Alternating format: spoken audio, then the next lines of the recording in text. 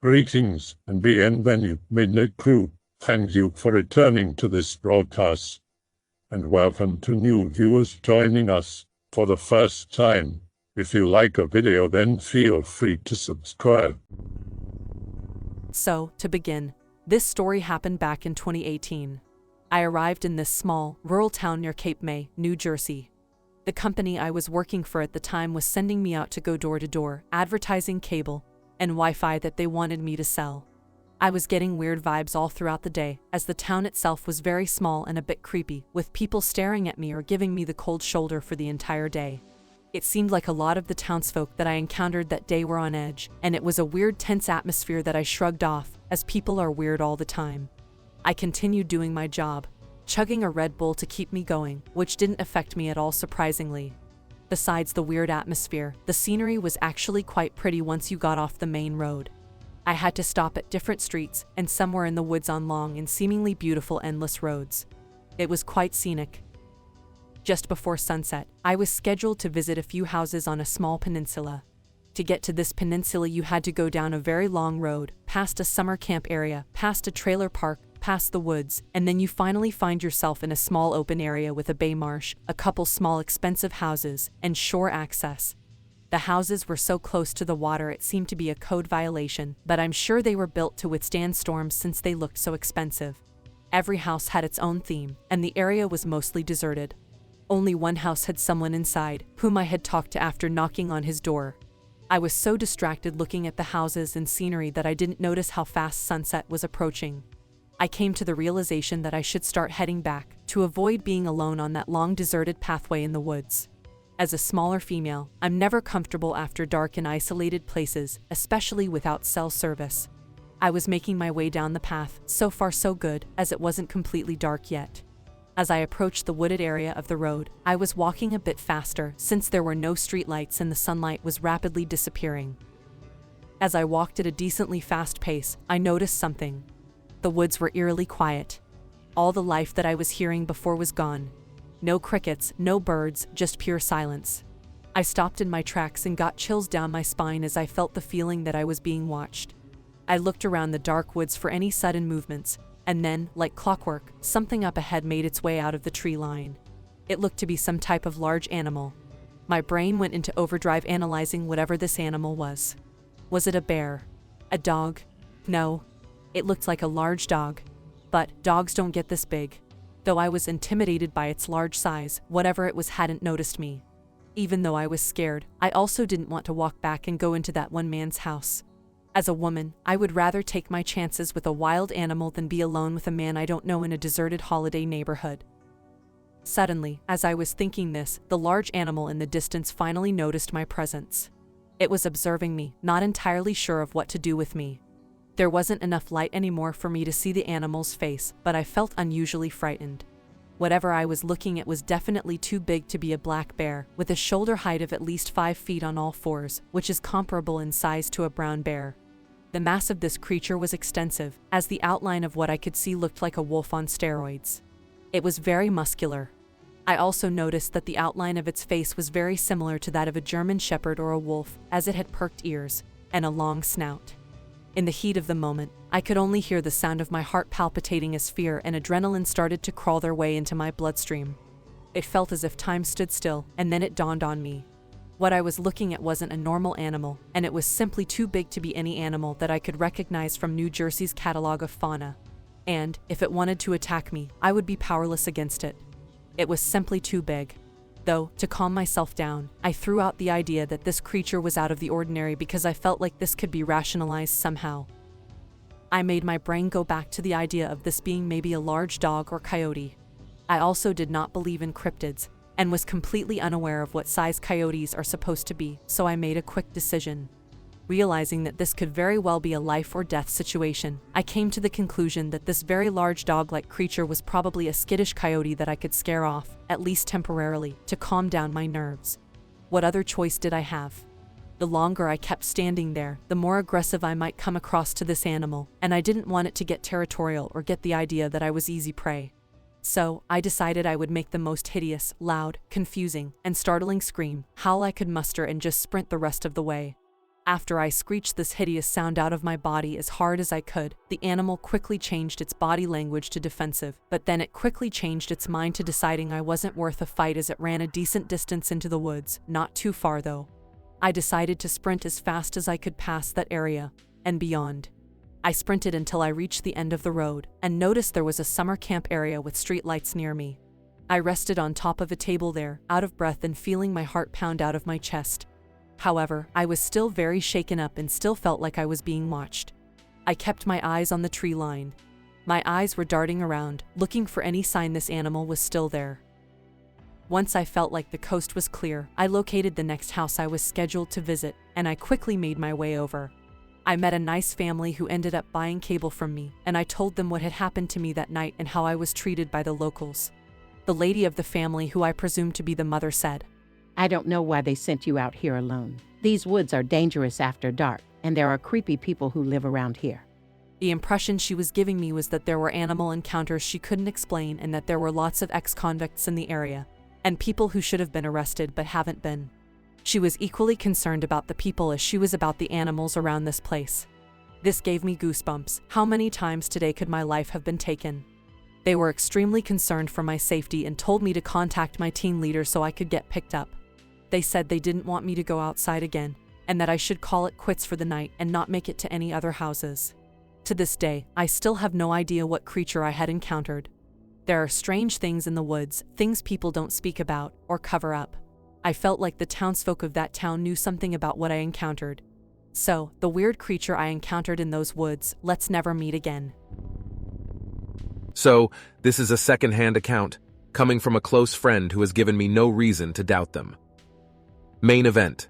On February 27th, 2023, my friend was driving home from work and passing down my country road sometime between 5 p.m. and 6 p.m. Less than a mile from my house, at the end of my township, within 1,000 feet of the closest house, he saw an unknown creature. It was at the edge of the road as if it were about to cross. It was pitch black, very furry, and had a bobbed tail and the face of a pit bull. I could see its jowls. It had dog-like ears, slender but muscular, and was standing on all fours. When it saw me, it paid no attention to me, but slowly turned around and leaped back into the woods. When it leaped, it jumped like a frog. Its legs were turned out just like a frog. It was appropriately the size of a Great Dane on all fours. He was uncertain if it had humanoid feet and couldn't identify much else. He reported having seen it in a wooded area, right beside a small bayou, southern Louisiana, and there is a notable nook that leads off into the woods right around where he saw it. The very same night after he saw it, I heard strange noises around midnight, akin to something climbing a wooden structure thuds, and the sound of wood bowing. Side events. 6 or so years ago, I saw something strange leap between one section of woods to another, across a highway, about a half mile from my home. It was black, hairy, and ape-like at a glimpse. About 3 years ago, my wife and I heard a tapping on the window behind us, around midnight. We laughed about it at first, but my cousin from across the street called me moments after and said, "There's something big in your yard. I could hear it running through your yard. It's in the woods now." We investigated and heard it rustling through trees but never saw it. The next morning, outside the window that was tapped on, was a large humanoid footprint, barefoot. To tap on the glass would require something to stand upright, at least 5 feet minimum, given the lifted foundation. About 3 years ago, a buddy and I were hanging out, and we saw something strange walk into my cousin's yard, across the street. It was large, black, and furry. It walked on all fours and appeared like a pig at first glance. We scoped in on it and couldn't determine what it was. It had a dog-like snout, but the stature and build of a hog. It was about the size of a large hog, or perhaps a large bear cub. I don't remember it having a tail. It sniffed around his house, circled it, and went back into the woods. About a year ago, I was driving at night from the far end of my road. There is a curve approximately a half mile from where my friend reported seeing the creature. In the curve, as I banked a bit, my headlights shined into the woods and revealed eye shine about 6 feet off the ground. I stopped the car next to where the eye shine was to examine it. I didn't see anything else, but the smell of rotting meat flooded the car, and I promptly left. About a year ago, I was outside around midnight when I heard a strange noise in my cousin's yard. I shined a flashlight over there and caught some eye shine at average height from the ground. It looked at me and kept walking into the wood line. In my experience, if you spotlight something and can see its eyes shine, they stop and stare at you. This thing kept going but watched me the whole time. I continued to shine into the wood line for a bit longer, and it returned, about 15 feet down the wood line. It stared at me from within the woods and turned around. I continued to shine my light and caught it one more time in the same place as the second encounter. It looked at me for a moment and turned away. I didn't see the eye shine again. At the time, I had an eerie feeling that it seemed too sentient to be a deer or a hog, maybe a big cat, but no normal woodland critters from around here. I just turned 60 years old last November. Anyway, when I was 14 or 15, I and a buddy went hunting up on the Burlington Northern Railroad tracks, between the town of Dayton and Wedren, Illinois. We had just received heavy snowfall, about 10 to 12 inches. We made it all the way up to where the Wedren silica pits were. We turned and went across the tracks, came back the other side, and we were pretty well gassed out because it was a long walk in the deep snow. Anyway, we got about a half mile from the cemetery and we weren't talking. We were pretty well winded. I heard something growling and snarling. My friend walked up behind me and we were both looking. There was a big canine creature, along a 4 or 5 strand barbed wire fence. It was on the other side along the timberline.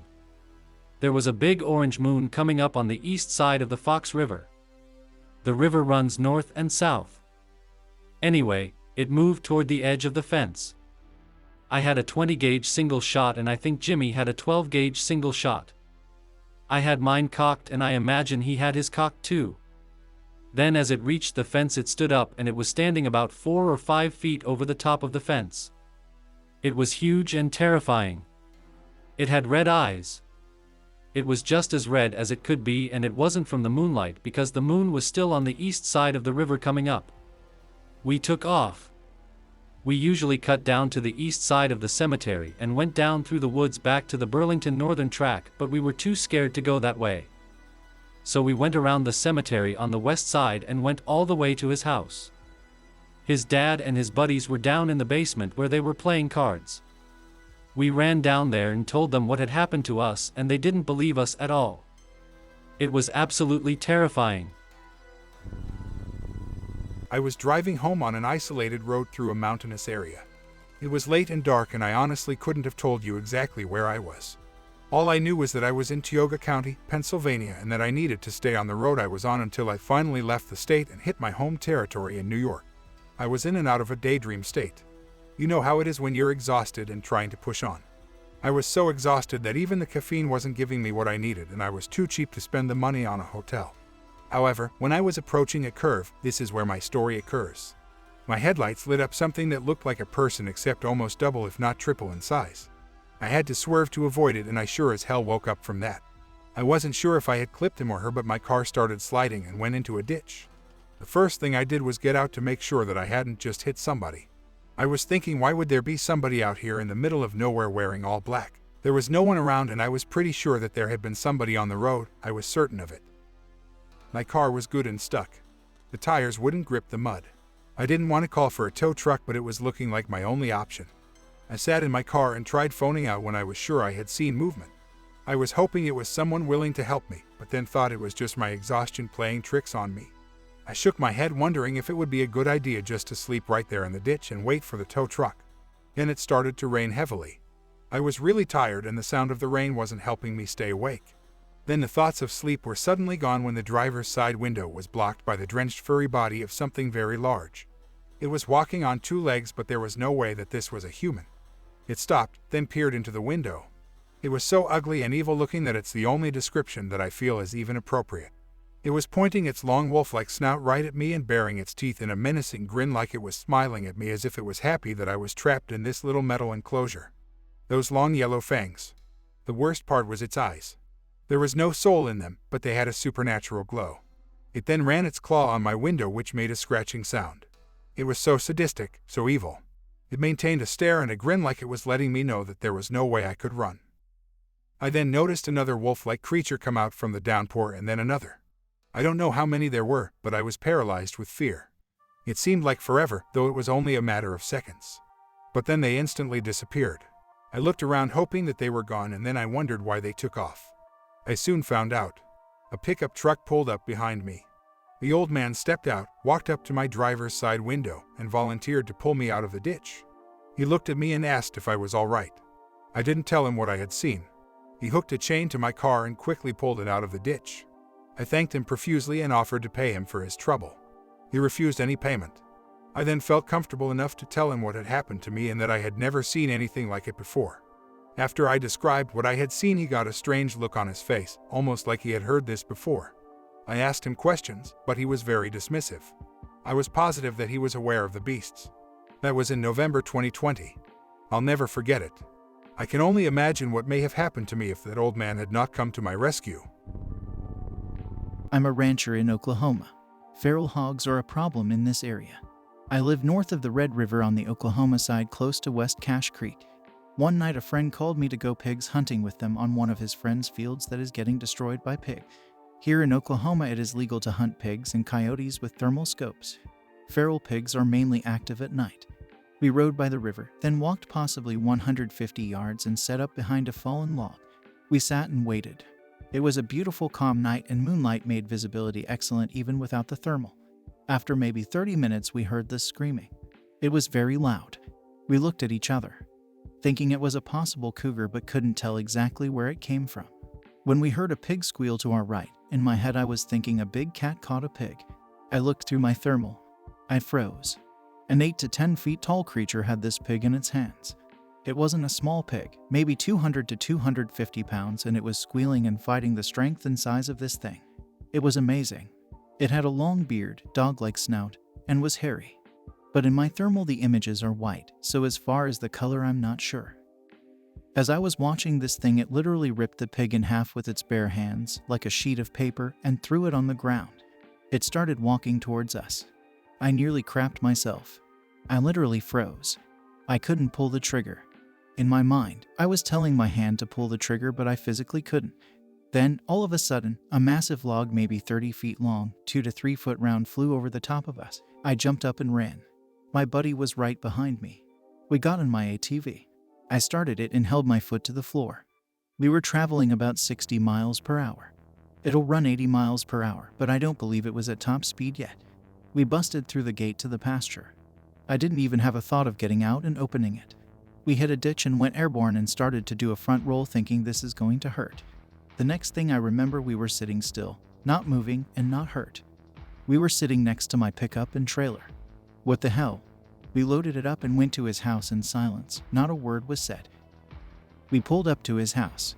We went inside. His wife asked, "What's wrong with you guys? You look like you've seen a ghost. Where are your guns?" I said I think that it can keep guns.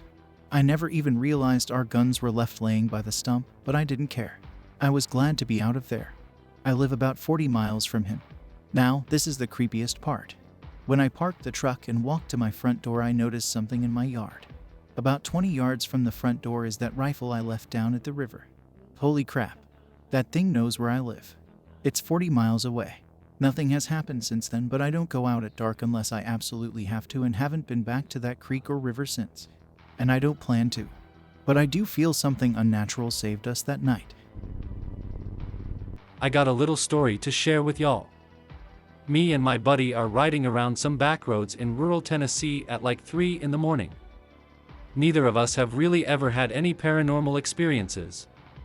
Driving down a road we're very familiar with, as we rode down it almost every day.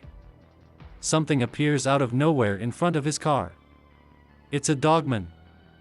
Fear immediately overwhelms my entire body. Now I don't mean like a werewolf or some stupid Halloween shit. Honest to God, half domesticated dog, half man. It looks sickly and disgusting and is mostly bald except for small patches of yellowish white hair. Hair color almost looks as if it was rolling around in piss or something. stood upright on two legs at around 5 or 6 feet tall. I honestly can't believe my eyes. Convinced that I've gone batshit crazy. My buddy starts swerving. I look over and see a look of fear on his face. Realize he saw the same thing. Well, guess my going insane theory wasn't too accurate. We get a good bit down the road when we start asking each other if we both saw the same thing. He describes it exactly how I saw it. Even called it a dogman.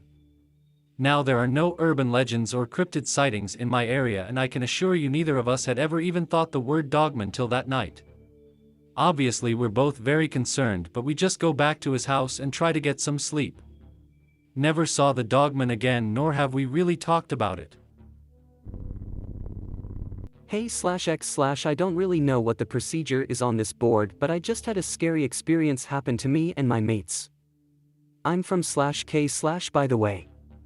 If you guys don't know, there is a long-time tradition in northern Michigan called polar bearing. It is pretty much just camping in a dugout snow cave or tent in the middle of winter. Me and my friends went up to Gaylord, I know, stupid name, to hike/camp in the forest. We all are major shitheads and brought our AR-15s, various handguns, and my one buddy's Saiga he had just bought. Our plan was to hike to the campsite and then go shooting varmints later in the day. We got to the trailhead and got our stuff ready for a hike. There was no one else on the sign-up sheet for staying the night, so we were all pretty happy. We hiked in for a few miles until we found the campsite. The place was a wreck of trash thrown everywhere. We were pissed at the previous hikers for leaving such a mess. Boy Scouts do not leave a trace. After we had finished cleaning the campsite, we split into groups to go find small game. I went with my buddy Dakota, he had the Meme Gun 2000, to try and track down some small critters. This might be the time to tell you that I had a .22 on me for red squirrels. They are some tasty buggers. We start walking through the woods until my buddy finds some prints in the snow and mud. They are a bunch of coyote tracks, but I thought they looked a bit weird as the paw was too big and the spaces separating them were a bit off. Dakota didn't care that much about specifics, and all he cared about was bagging a few coyotes. Later that evening it was getting dark and I wanted to go back to camp. We did not have NVGs or any of that fancy stuff, so the chances of getting something was minuscule. I had been getting bad vibes all day because of all the black squirrels I saw. They are major bad luck, and if you kill them you supposedly get cursed. I digress that my buddy Dakota wants to stay out longer and he and I bicker until we hear a familiar yipping. Coyotes! Dakota gets his stupid dumbass shotgun up and shoots the slug where the yipping was coming from. I screamed at him to stop because we hadn't even seen the little buggers yet, let alone had the time to aim at one. I turn on the spotlight I had brought, aka giant ass hid flashlight, and start surveying the forest. I see a coyote on the edge of the opposite tree line, but it's a bit odd. For one, it didn't bolt when it heard the shotgun and it was on its hind legs. The thing was standing up and on closer inspection was way larger than a coyote. My friend shot at it, but it ran just as he fired. It ran on two legs. We were super freaked at this point and booked it to the camp. As we ran we heard it howling and almost pissed ourselves. We made it back to camp and told the rest of our friends what we saw and that we needed to book it out of there. They laughed at us and told us that we had too much to drink. We kept on trying to get them to leave, but all they did was laugh at us. Until my friend Kyle saw it. It was at the edge of the campfire light just watching us. Kyle was having none of it and shot the thing with his Glock. Wrong move that just seemed to piss it off, and it started screeching and ran out of sight. All of us are scared out of our minds by now. We don't even pack, we just grab our rifles and start heading for the trailhead. We haul ass, but whatever that thing was, it was fast. We heard it coming from behind us. I was taking up the rear and swiveled just as the thing was 5 feet from me. I unloaded my entire mind into the thing and it dropped. I had already soiled myself at this point and started running as fast as I could with the rest of my friends. We heard more of the howling the rest of the way, but never saw another one of those things. We made it to the car, and once I got a cell signal I called 911 and told them what happened. The operator just thought I was drunk. So my buddies went to the nearest ranger station and told them what had happened. They say something like we ran into some starving coyotes. That was no coyote. They let us stay until dawn and then take us back to our camp in a Kubota. On the way, we found my spent brass and a ton of blood. They say I must have hit one and the others dragged its body away to eat. Our camp is a total loss, things thrown everywhere. Rangers helped us clean up and still insist it was coyotes. Just got back at 6 o'clock and have no idea what to think about this. I hope that you enjoyed tonight's broadcast. If you enjoyed tonight's story, then please subscribe to the channel as more green texts will appear daily. A new broadcast will appear when the clock strikes midnight Central Time.